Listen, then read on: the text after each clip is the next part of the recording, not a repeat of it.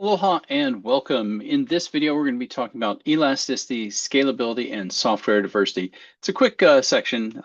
These concepts aren't that difficult. We're going to start talking about elasticity and scalability. So what is elasticity? Let's start with that. Well, elasticity, it's the degree to which a system it's able to adapt to workload changes. And it does so by automatically provisioning and deprovisioning the resources.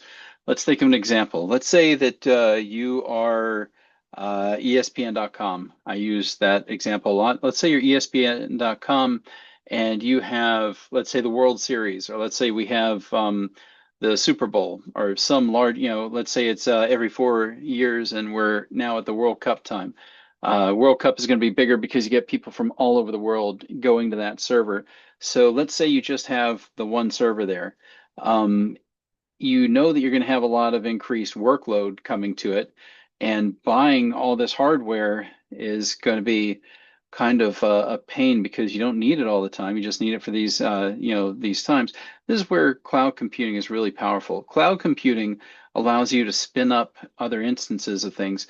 So let's say that you want to all of a sudden during World Cup time, we want instead of let's say we normally have 3 web servers handling all the traffic. We know we want to go up to 20 because we're going to have a lot of people. Well, in these cloud computing environments, we have the ability to, we have this theory of elasticity, which allows us to add resources and spin them up, provision them really quickly. But we also want to be doing the opposite. Let's say the day after the World Cup is over, we no longer need all these servers. People are coming to it to look at video clips and everything else and look at analysis.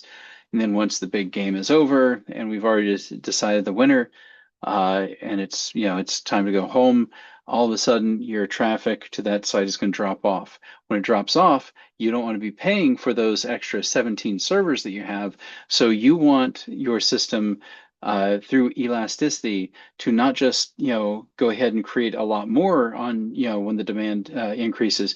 You want it to be able to drop off those resources as well. So you want to be able to provision when it's time, but you also want to be able to deprovision when you no longer need these resources. And we talk about that's what we are referring to with elasticity. It's your ability to to match your available resources to the demands at any given time. So, and again, that's mostly used in cloud services when you're paying for your use, when you're paying for that compute and that storage and everything else. So, yeah, keep that in mind. We talk about scalability as well. Scalability, we've got two different types. We've got horizontal scalability and we've got vertical scalability. Horizontal scalability is when we're adding new systems to an existing infrastructure. That's when we're going to be adding, let's say, new web servers into your, into your system. You're going to be adding different, let's say you've got a number of new employees. You're going to be adding new systems for those employees. So the problem with horizontal scalability is it increases the complexity of the administrative tasks such as monitoring, patch management, and backups and things like that. The other side is vertical scalability.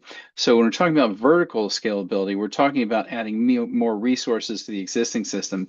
So let's say you just had a terabyte drive, you make it a 2 terabyte drive, or let's say you had 16 gigabytes memory, you increase it to 32 gigabytes memory. This one isn't as uh, I guess your admin tasks aren't going to change that much because you're not doing you don't have extra monitoring or patch management or anything like that. You just, you've increased things. You don't really need to monitor that. So yeah, so that's a little bit easier than the horizontal scalability issue. We also talk about software diversity. This is an interesting topic. So what is software diversity? Well, software diversity, it's the practice of creating diversity, differences within the software development process with the aim of reducing the extent of software vulnerability exploits. So when somebody gets a hold of some code, the binary executable or whatever, they start futzing around with it. We call it fuzzing when you're just throwing data at it and trying to get it to hiccup or to, work in a way that it shouldn't. And when the goal of software diversity is to make these binaries that are created different for each one of the different things that are created.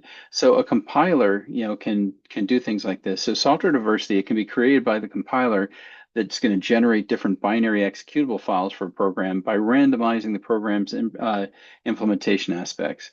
So program's behavior can be changed by modifying the program's functions and processes without changing the program's output, because your output is important. You don't want to change what happens in the output of it, but you can change the functions and everything else. You can randomize. The example they give is the compiler with diversification abilities. It can randomize the allocation of the program's variables, the places where it stores the information, into registers, or it can also modify the order in which the program's functions are laid out in memory. So if a programmer or if a hacker is fuzzing the system and figures out, hey, this is over here, so I can, if I do a buffer overload or something like that, or overflow, I can get into memory over here. But if that memory is laid out differently in all the different instances of this, because you're using this software diversity in the compiler, then they're not going to be able to exploit that. They may get it on that one executable, but it's not going to be exploitable across all systems that are using the software. So that's why we want software diversity.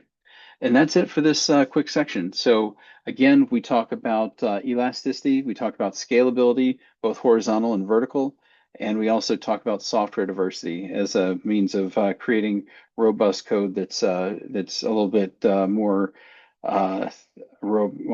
robust is not the word I'm looking. I guess a little bit more impervious to fuzzing attacks.